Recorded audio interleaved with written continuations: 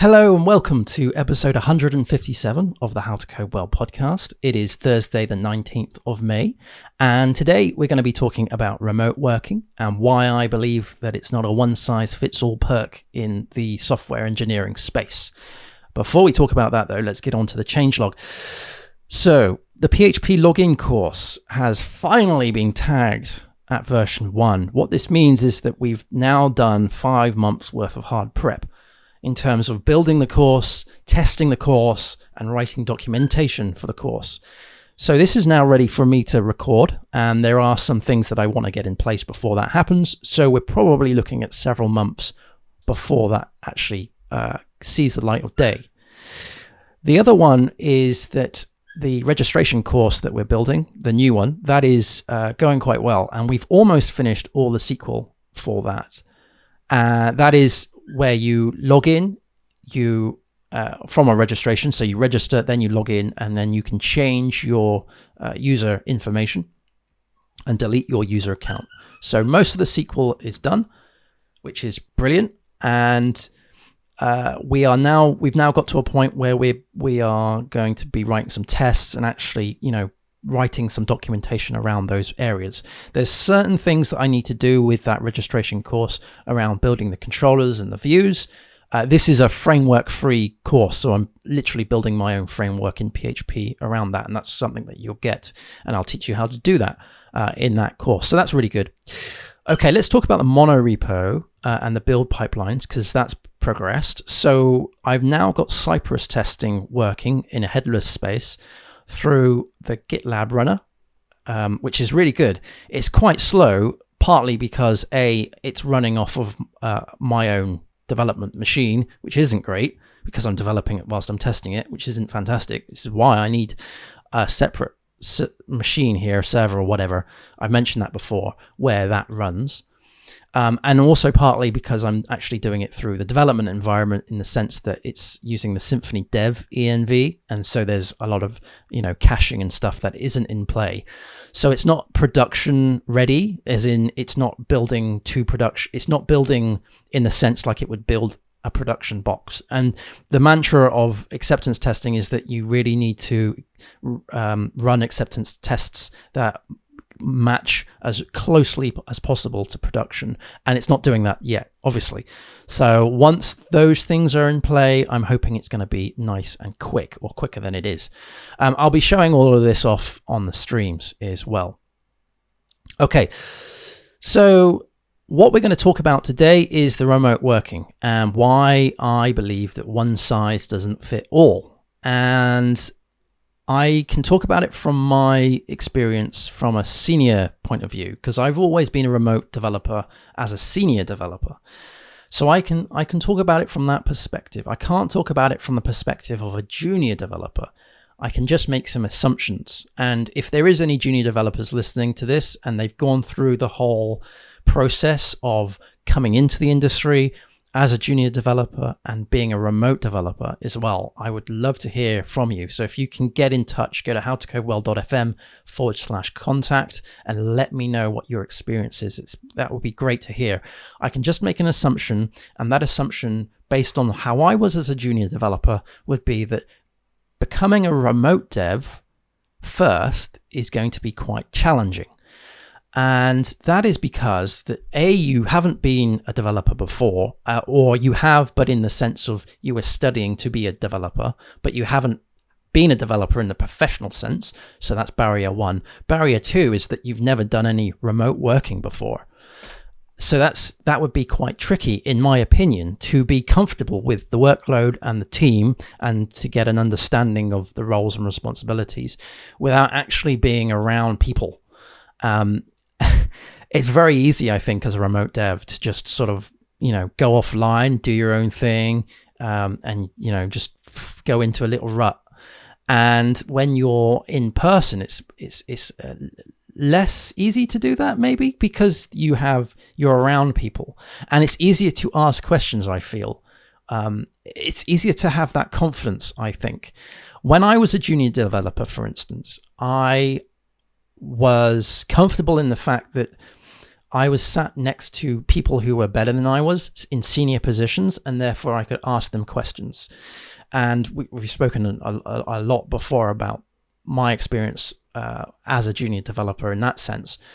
But I think that it helped me a lot more because I was around the team and I could see them. I could see their body language.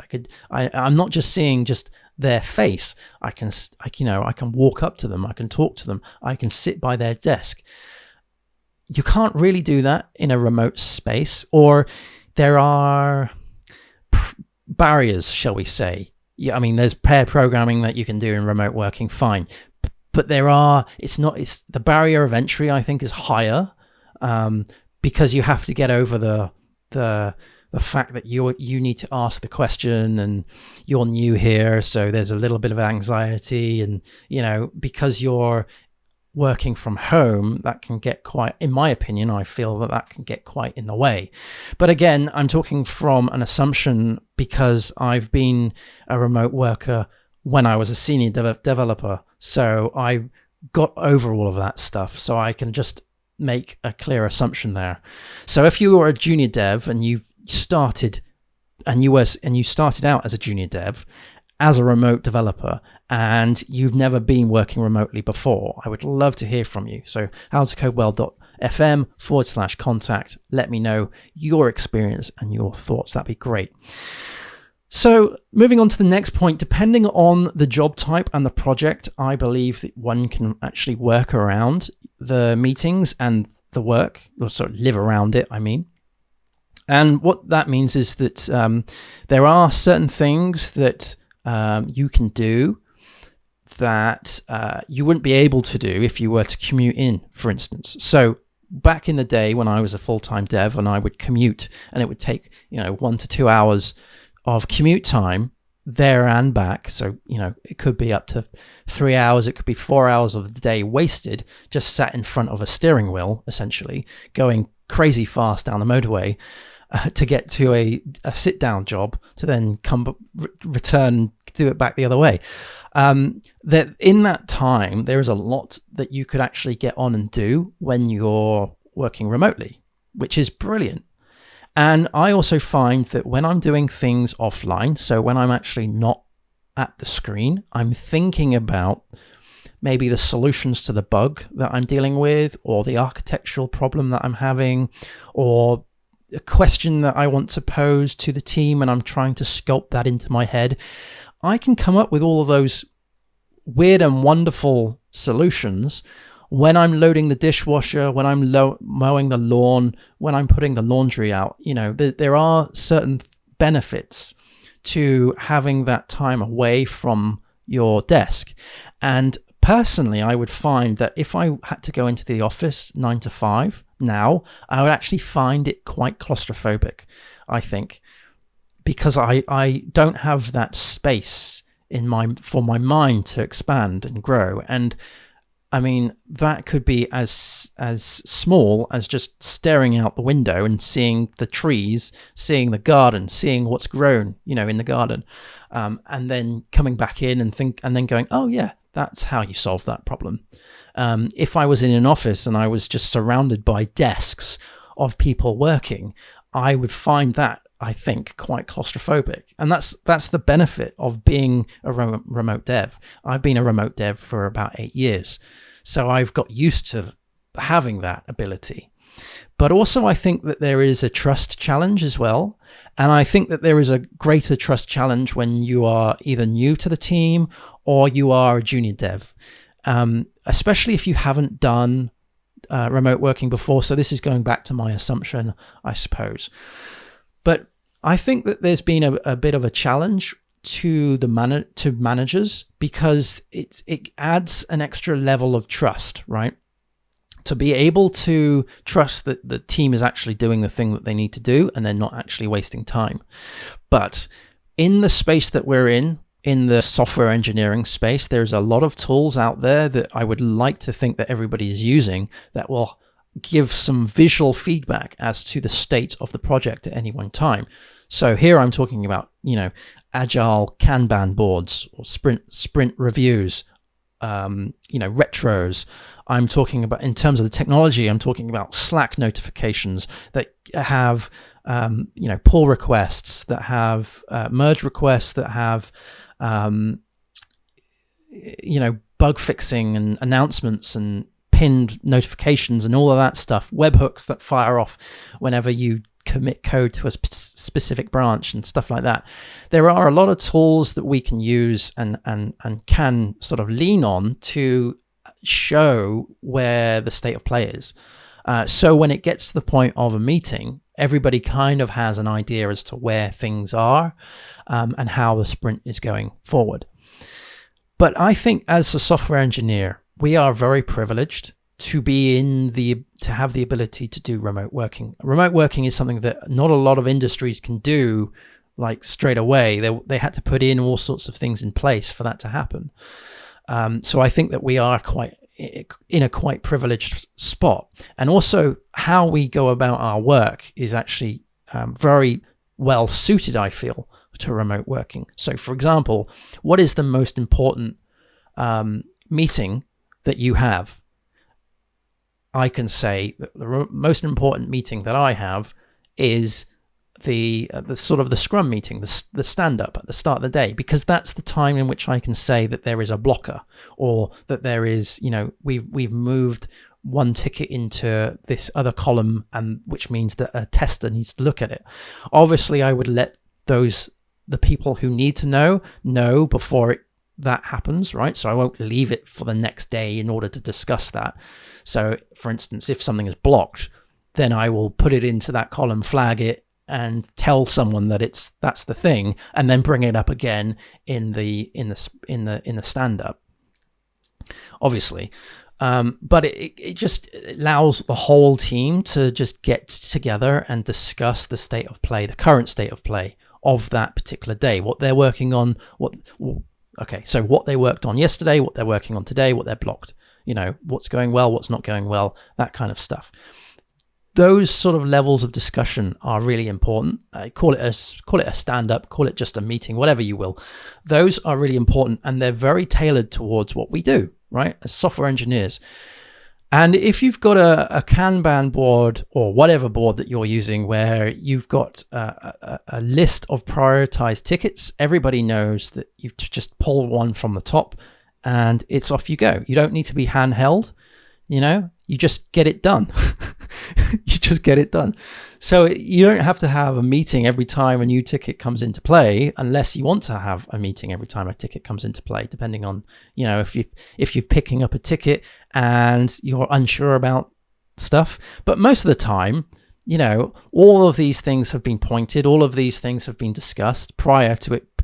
Well, they should have all been pointed and discussed prior to them being in the sprint. And therefore, as software engineers, you can just pick one from the top, or pick the first one up from the top because that's the highest priority, work on it, move it across, work on it, move it across. You know what the points are, you know how many days are left.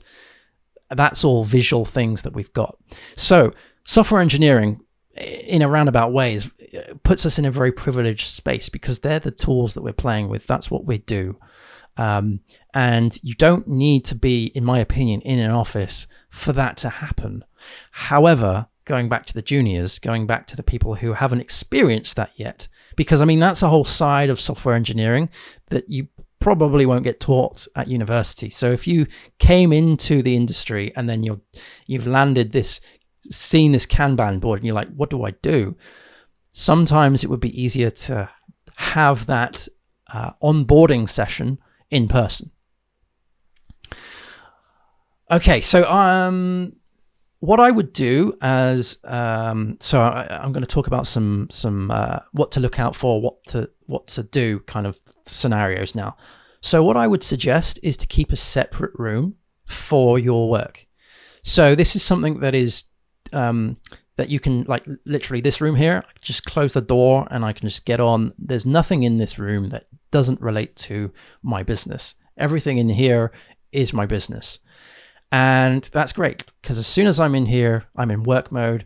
And as soon as I get out that door, I try and get out of work mode, and that's house mode. So you want to have an area where you can say this is my work, and then another area of this is my house. Not everyone can do that, obviously, but one thing that I would definitely recommend not doing is working in the bedroom or working in a space where you actually relax and chill out, because that's just going to be very difficult. It's going to be very difficult to shut off, and that's a challenge when you're remote working, is having that shut off time.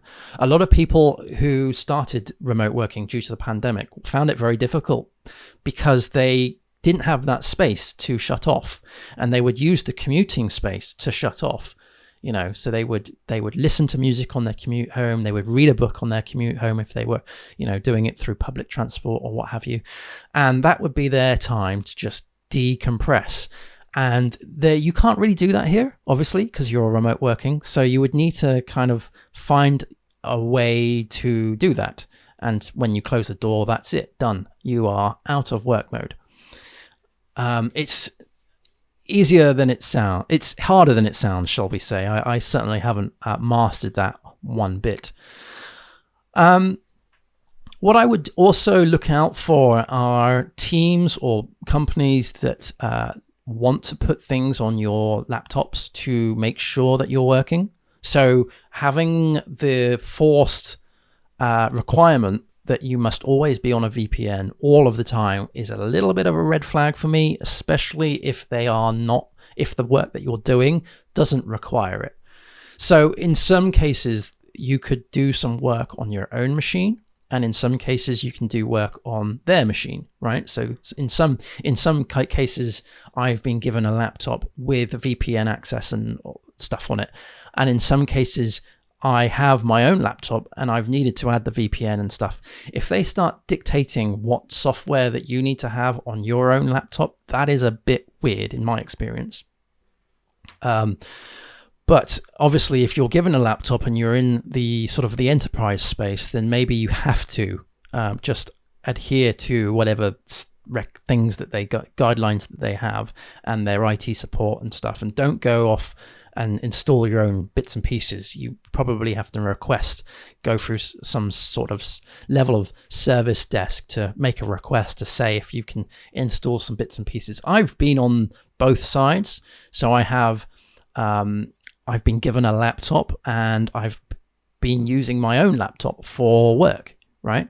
For many different clients, and so it's very it can be very different. It depends on the level of flexibility, and it depends on the project. But if they start requiring things for, like, cameras must be on at all meetings, in my opinion, that's a bit strange. That's a bit weird. Because one thing that remote working gives you is that ability to actually become, if you're an anxious person, or if there's something going on in the background that you don't want to show to everybody else who's on the call. For instance, I have 2 dogs and they are constantly running about. I mean, I'm not always in this office when I work. I'm sometimes downstairs looking after the dogs whilst I'm working away, and they're running around, behind me, and that's why I'm flipping on and off of mute. I mean, another thing is the mute button, right? Just thinking out loud. That's something that you would mute yourself when someone else is talking and when the background's bad, right? And then you would unmute yourself when you want to talk. But it's the same with background things. There are sometimes things just happen at home that you don't want people to see. So, like often or not, this door will fly open, the dog will come in, and there is a mirror on the other side of that wall that you can just see the state of this badly tidied office. So I don't want people to see that.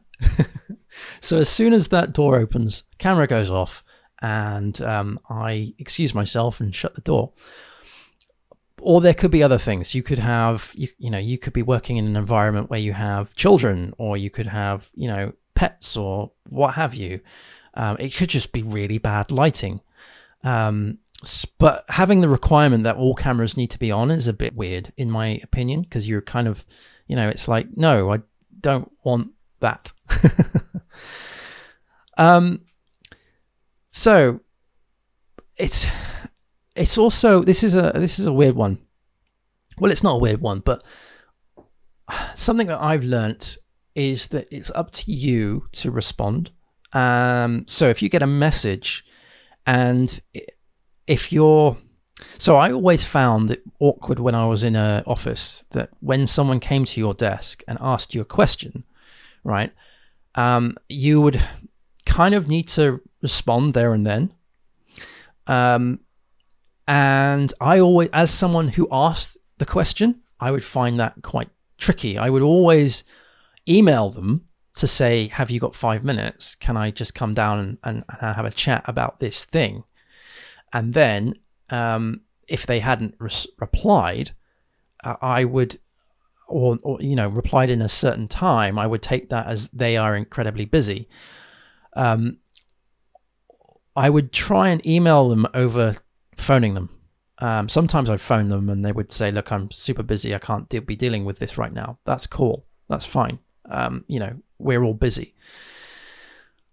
I would go for the email route first, because that would be kind of like you're giving them the option to respond. So with things like Slack, if you don't get a response straight away, don't get offended. They are probably incredibly busy, but it also means that you have that power too.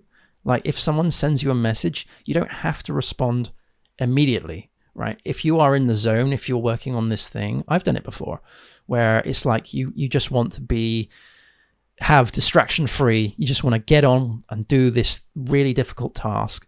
If someone is sending you messages and you're getting lots of notifications, that can build a little bit of anxiety. So what you can do is put yourself offline and just get the thing done, put yourself online, and then deal with all of the messages that you've got.